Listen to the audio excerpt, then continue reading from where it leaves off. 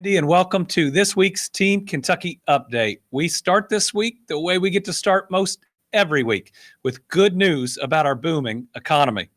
The Office of State Budget Director has announced today that Kentucky's general fund receipts for July, this being the first month of fiscal year 2024, totaled more than $1.1 billion, a 7.1% increase compared to July 2022 receipts.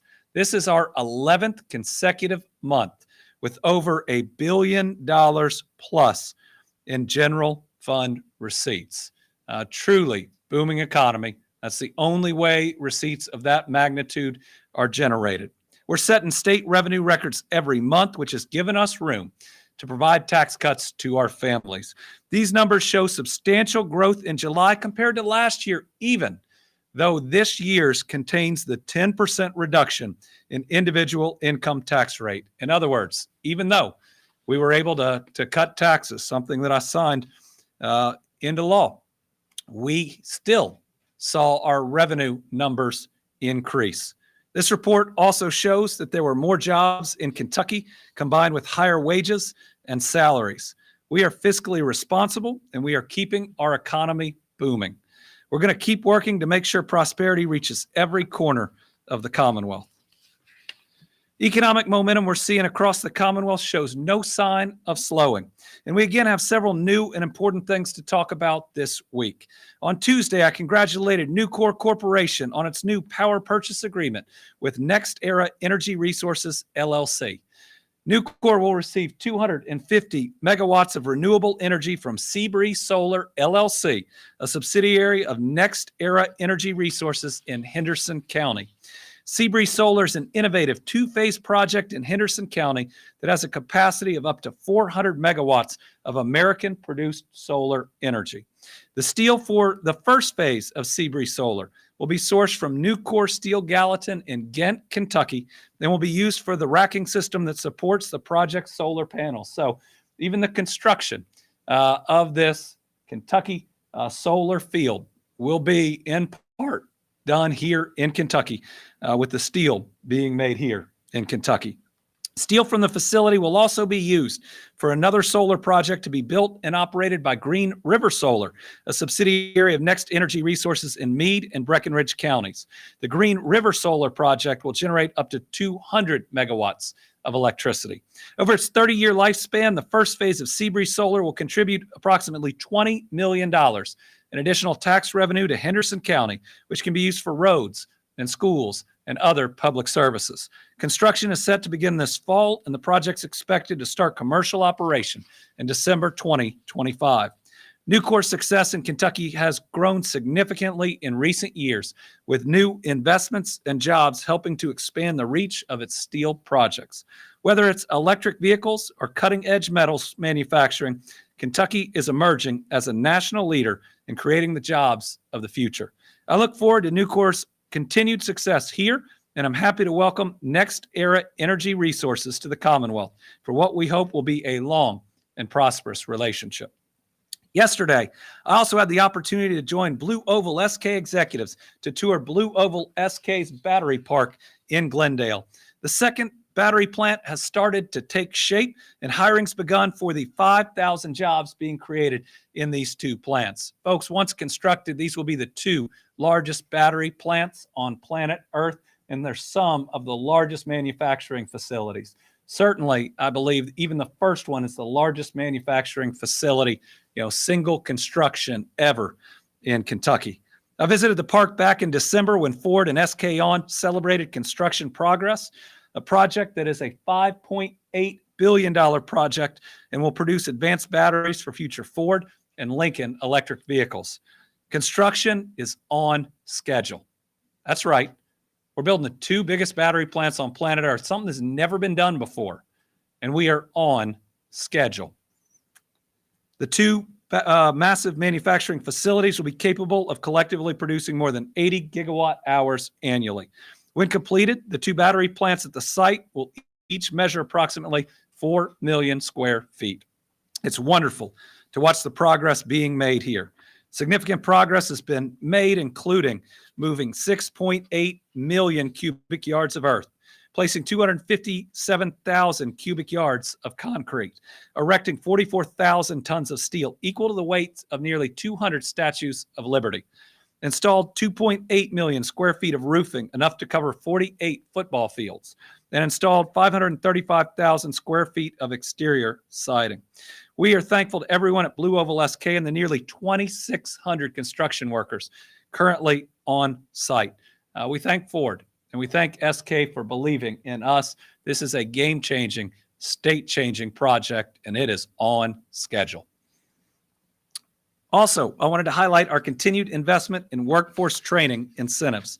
One of Kentucky's greatest strengths is our talented, skilled workforce. Earlier today, I was pleased to announce nearly $2 million in funds and credits are being made available through the Bluegrass State Skills Corporation. The funding will provide nearly 7,000 Kentucky workers with the training they need to succeed. I previously announced over $10 million in funding for 155 applications throughout the state to train nearly 35,000 workers for our last fiscal year.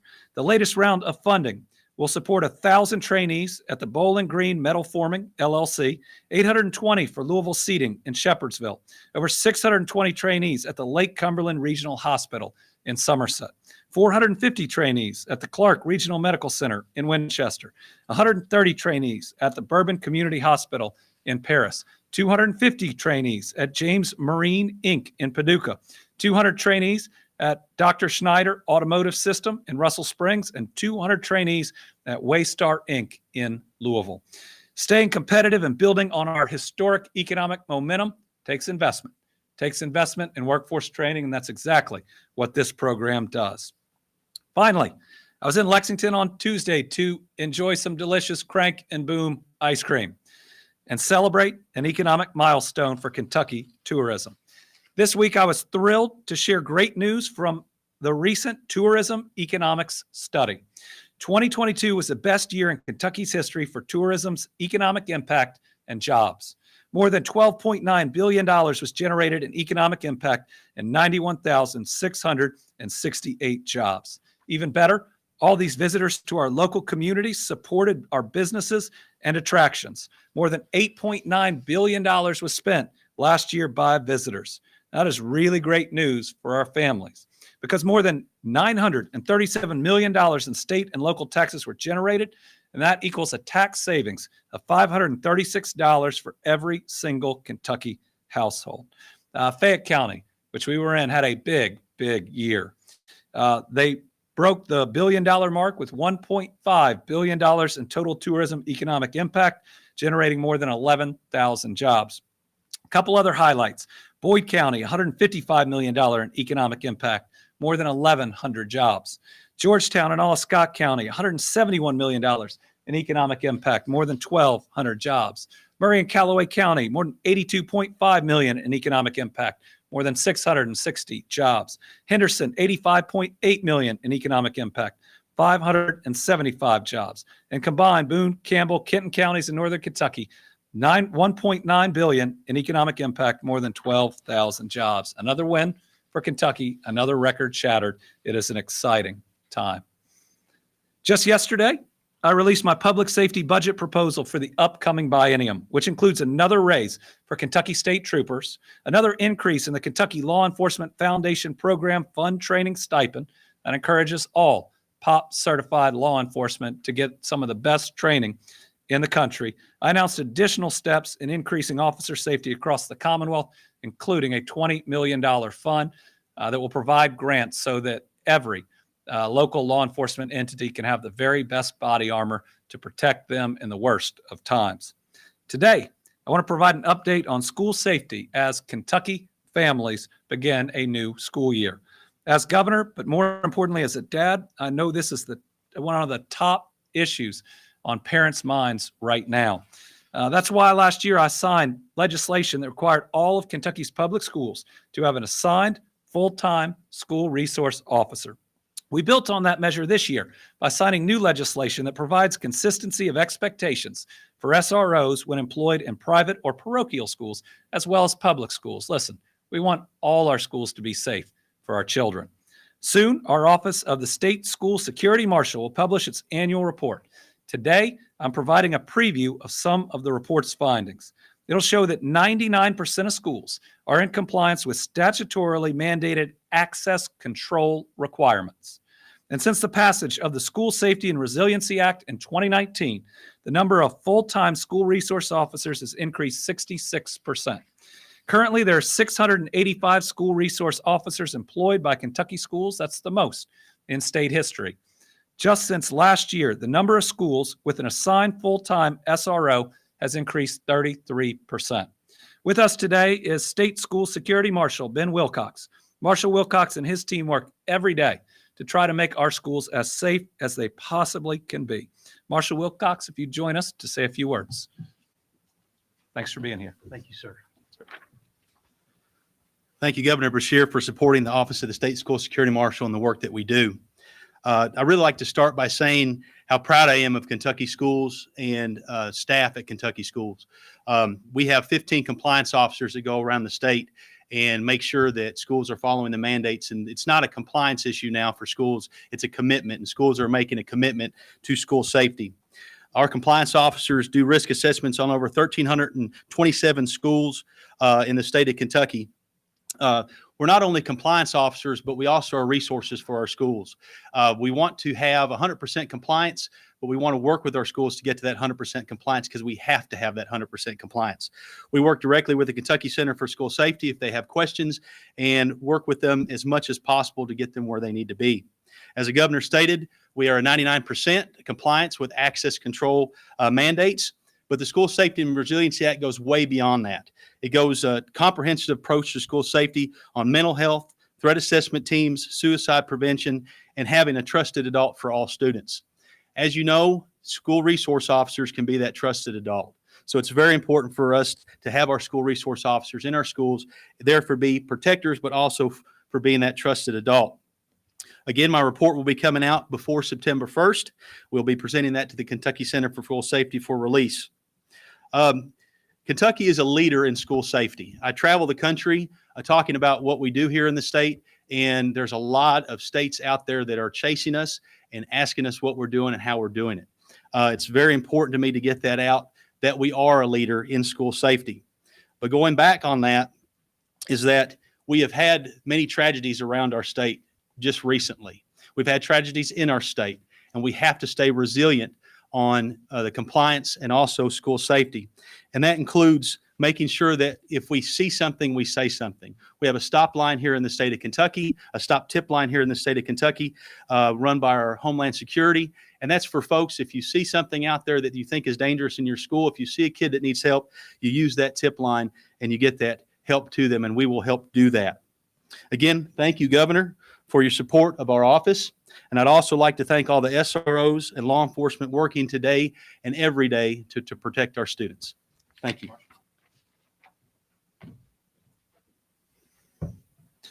Thank you to Marshal Wilcox, but most importantly, like he said, thank you to all the SROs that are out there. You protect my kids and every other one of our children in one of our public schools, our private schools, or our parochial schools. You were there in case the worst of the worst is to happen, and that's why we need you to be the best of the best. Let's change topics and talk about sports betting. It is 28 days from the beginning of sports betting here in the Commonwealth of Kentucky. Retail locations can open September 7th, and mobile applications start on September 28th. Today, I have an update from the Horse Racing Commission on who has already filed to seek a license in Kentucky. The commission thus far has received applications from 7 of the state's licensed racetracks.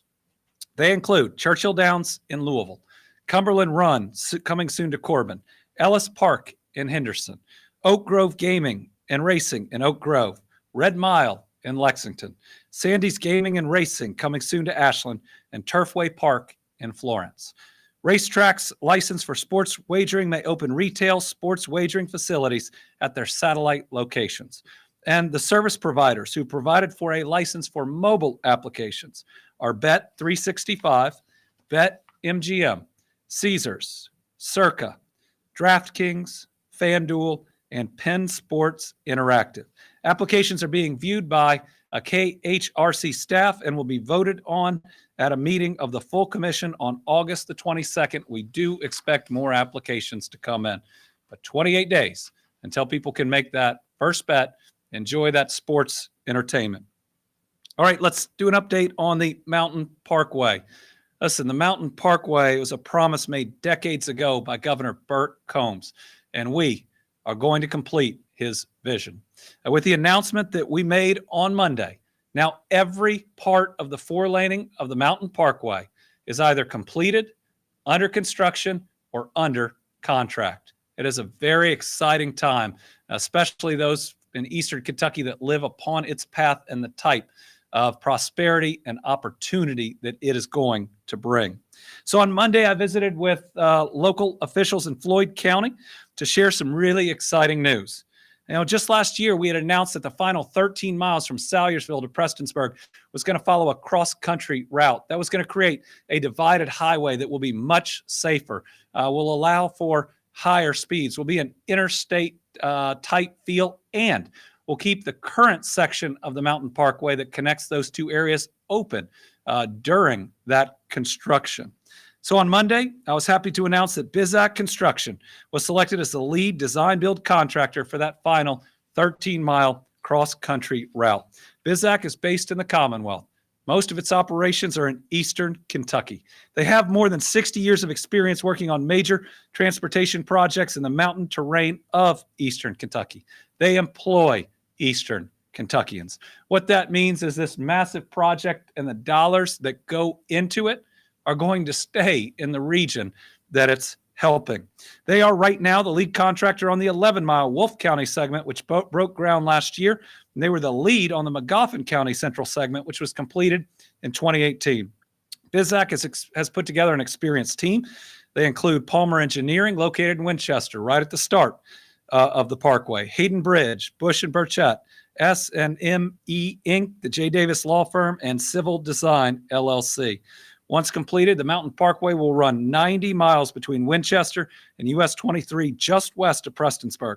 Kentuckians then will have a 4-lane highway for over 400 continuous miles from Paducah to Pikeville. Completing the Mountain Parkway has been a dream for years. I'm proud to report we're getting the job done. It is an exciting time for infrastructure and major infrastructure in Kentucky. You know, right now, 3 projects that people said were impossible: 4-laning the Mountain Parkway, building the Brent Spence Companion Bridge, and pushing forward I-69. We're doing them all. We're doing them all at the same time. So now a quick update on the Brent Spence Bridge Corridor project. 2 weeks ago in Covington, I stood with Ohio Governor Mike DeWine to announce the 2 states had selected our design build team of Walsh Kokosing for this historic project. It's going to bring jobs. It's going to bring opportunity. It's going to transform travel in the region. We're getting a project done that's been dreamed about for decades, and we're getting it done without tolls. The centerpiece of this project will be the construction of a new bridge as a companion to the Brent Spence Bridge. The new bridge will carry interstate traffic, while the Brent Spence Bridge will be reserved for local traffic. The result will be greater safety and greater efficiency. With a project of this magnitude, there are going to be many updates and details, and especially with the design build, different initial suggested dates that are in are going to change over time, right? As we design, we hope that we can create efficiencies that sometimes will speed them up. Sometimes other dates that we initially believe things will be completed may take a little bit longer. What I can tell you today is that the new bridge will be completed in 2029, and the entire corridor will be completed the following year in 2030. We believe the overall project is on track. Now, we do believe that some of the initial dates for completion of the environmental surveys are going to take a little bit longer. We thought initially they might take a lot longer, but working with the federal government and them knowing how important this project is, we have reduced the extra time that we believe is needed. Now, with that, the project overall timeline has not changed. So as we go through what is one of the most massive infrastructure projects in our history, just know within the overall timeline, some things will move up, some things will move back. What's important is that we focus on the overall timeline, which, I currently believe is still on track. So there's a lot of excitement and a lot of anticipation about this project. And so our Bi-State Project team is hosting 2 public open houses later this month, one in Covington and one in Cincinnati. Anyone who's interested can come by. You can browse exhibits, review project information, and talk one-on-one with members of the project team. You can also provide comments. Each open house will last 3 hours. People can come and go at their convenience. The first open house will be Wednesday, August 23rd from 4 to 7 at the Radisson Hotel in Covington. The second open house will be the following day, Thursday, August 24th from 4 to 7 at the Longworth Hotel in Cincinnati. It is a great way to help track the progress of this massive project. A very quick Eastern Kentucky flooding update. Like the tornadoes in Western Kentucky, we'll be condensing some of this information as we move forward. Travel trailers. Right now, 71 households sheltered in trailers, 74 total trailers occupied. We're down to 185 individuals in travel trailers when it was over 1,000 at one point. People are finding more long-term housing, and that is a good thing. FEMA has approved $5.6 million for debris removal in Mayfield. That goes back to the tornadoes. Also $1.2 million to help Floyd County homeowners move to higher ground. Now, an update from the Eastern Kentucky Safe Fund. Following the deadly flooding, I recommended the appropriation of state funding into the Safe Fund and called the General Assembly into a special session. We worked together. It was a nonpartisan special session. House Bill 1 was quickly passed. The legislation provided more than $212.7 million for eligible uses. But now, that was different pieces. Transportation got a piece that can only be used in transportation. Education through KDE got a piece that can only be used there. The part of that fund, which specifically helped counties and cities, utilities, and nonprofits with what we would call fiscal liquidity and funding the required FEMA matches. These are really tough challenges counties face when so much is wiped out of their tax base. And this helps them meet payroll, replace vehicles when they need it. It helps them with that large part they may have to pay to unlock more FEMA funding. That $65 million has been almost entirely expended. I had asked for $125 million for this portion of the fund. So we got 65, which was very helpful. But this portion running too low is something that we are going to need to replenish. The needs are still very significant. The counties that were impacted cannot thrive, maybe cannot survive without additional funding to the Eastern Kentucky Safe Fund for this portion. So at the very beginning of the next session of the General Assembly coming up, we will be recommending that we provide additional funding to this Eastern Kentucky Safe Fund, the portion that helps counties, cities, utilities, and nonprofits, and then we put an emergency clause on it to open it up immediately. We have a $300+ million rainy day fund. We have a more than $3 billion rainy day fund, which means that continuing to help rebuild after the rainiest of days is something that we should do, and we have the funding in cash right there to help. I'll be looking forward to working with the General Assembly on this. What it will mean is some requests from counties from now until then we will not be able to fulfill, but we will work hard with those counties to do everything we can to help to get those applications in and ready so we could process them as quickly as we can. Let me thank local leadership, both in the West and in the East. I got to be with all of them, virtually all of them, over the last 2 to 3 weeks. They've done an incredible job. Everybody's pushed party aside and has just lived for their neighbors and their communities. In the West, we're no longer building houses, we're building neighborhoods, all coming up at the same time. In the East, we're getting so close to getting the federal NEPA surveys done, which unlocked the $300 million of HUD funding. We've announced multiple high ground communities. Listen, there is hope. And going from houses to neighborhoods, we hope could start fall to winter. In the East, it'll depend, of course, on weather and building conditions, but we are really excited to get to that point. All right, some sad news this morning. My friend Frank Jones Jr. passed away. about 1:30 this morning. Frank was a leader in the thoroughbred industry. He was on our horse racing commission. He was a veteran who proudly served in the United States Air Force. He was also a commissioner of the Kentucky Horse Racing Commission. Over the past 31 years, Frank devoted himself to representing leaders within the horse industry. He had a focus on the integrity and growth of programs that supported backside employees, owners, trainers, and more. Frank made a huge difference. He was an award-winning leader committed to helping others within the essential Kentucky industry live better lives, and I was proud to call him a friend. He ran a company called Recreonics that employs a bunch of people in Louisville selling pool products all across the country and the world. Frank will be missed, and my prayers are with his family, his friends, and the entire thoroughbred industry. I've known Frank for a long time. We'll miss him. While the body is mortal, the soul is eternal, and I know we will see him again.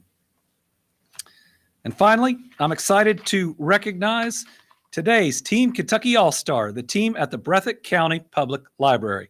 Following last year's deadly flooding in eastern Kentucky, they went above and beyond to help their neighbors. From opening the library doors for Kentuckians to shelter, to staff helping folks research and find replacement documents like birth and marriage certificates so that they could complete their FEMA claims. This team made a difference. They even provided childcare and activities for kids while their parents and caregivers applied for aid. They offered free copies and faxes on important documents, notary services. They donated water and so much more. So it's understandable that this amazing team was named the inaugural recipient of an award created to honor this type of extraordinary commitment. The Library Journal honored the Breathitt County Public Library with the Library Journal and Gale's Libraries Defying the Odds Award. This team truly defied the odds, but more than that, they lived our faith and our values. They were there for their neighbors in their time of need. Congratulations to the team at the Breathitt County Public Library. They are our Team Kentucky All-Stars. And one correction, I believe when we were talking about general fund, I talked about the 10% income tax reduction. The one I signed takes place next year. The one that I vetoed, not because of the 10% income tax reduction, but because of sales tax increases, specifically one on background checks for nonprofits that try to keep our kids safe. Something I think should never cost more money because we should always step up to protect our kids. That is the one that generated the 10% decrease for this July. So I'm trying to be as absolutely factual as I can. All right, with that, we'll turn it over to our journalists in orders that they signed up. We'll start with Tom. Okay, thank you very much, Governor. Public policy polling came out showing you your lead over your opponent in the race widening. Any comment? We did see a poll this morning showing, I believe, an 8% lead in the race. I believe that people want a governor that talks about the things that impact them most: jobs, economic development, public safety, public education, infrastructure. Those are the things, healthcare, those are the things that parents worry about at night. I think what you've seen in this race is a difference between vision and division. While I'm trying to talk about a better life for our families and good jobs, my opponent is obsessed over kids and gender reassignment surgeries. I think the people of Kentucky want their governor's race to never go to the gutter, and they want it to be about those issues that they worry about each and every day. Sarah. Speaking of the gender reassignment surgery, Human held a presser this morning talking about how he claimed that you had lied about that. And I was just wondering when you heard about the letter that has been circulating and if you had any comment. I've been crystal clear. I do not support gender reassignment surgeries for minors, period.